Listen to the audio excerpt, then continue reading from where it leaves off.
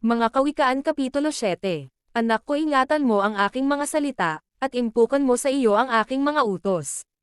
Ingatan mo ang aking mga utos at mabuhay ka, at ang aking kautusan na parang itim ng iyong mata. Itali mo sa iyong mga daliri, ikintal mo sa iyong puso. Sabihin mo sa karunungan, ikaw ay aking kapatid na babae, at tawagin mong iyong kamag-anak na babae ang unawa. Upang kanilang nenggatan ka sa babaeng masama, sa babaeng di kilala na nagtatabil ng kanyang mga salita. Sapagkat sa dunggawan ng aking bahay tumitingin ako sa aking solihiya. At ako'y tumingin sa mga musmos, ako'y nagmasid sa mga may kabataan, sa may kabataang walang bait. Na dumaraan sa lansangan na malapit sa kanyang sulok, at siya'y yumaon sa daan na patungo sa kanyang bahay. Sa pagtatakip silim, sa kinagabihan ng araw, sa kalahatian ng gabi, at sa kadiliman. At, narito, do'y nasalubong niya ang isang babae na nakagayak ng tila isang patutot, at tuso sa puso. Siya'y madaldal at matigas ang ulo, ang kanyang mga paa ay hindi nagsisitahan sa kanyang bahay.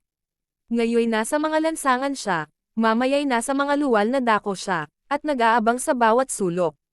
Sa gayo'y hinahawakan niya siya at hinahagkan siya, at may mukhang walang hiya na nagsasabi siya sa kanya. Mga hain na mga handog tungkol sa kapayapaan ay sa akin, sa araw na ito ay tinupad ko ang aking mga panata. Kaya't lumabas ako upang salubungin ka, hinanap kong masikap ang iyong mukha, at nasumpungan kita. Aking inilatag ang aking higaan na may mga koltsong may berda, na yari sa guhit-guhit na kayong lana sa Ehipto. At aking pinabanguhan ang aking higaan ng mira, mga olyo, at sinamomo. Par ito ka, tayo'y magpakasya sa pagsisintahan hanggang sa kinaumagahan, magpakasaya tayo sa mga pagsisintahan.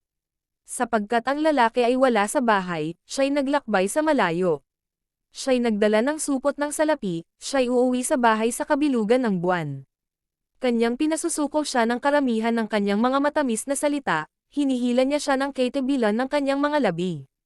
Pagdaka ay sumusunod siya sa kanya, gaya ng toro na naparuroon sa patayan, o gaya ng sa mga tanikala sa soayan sa mangmang.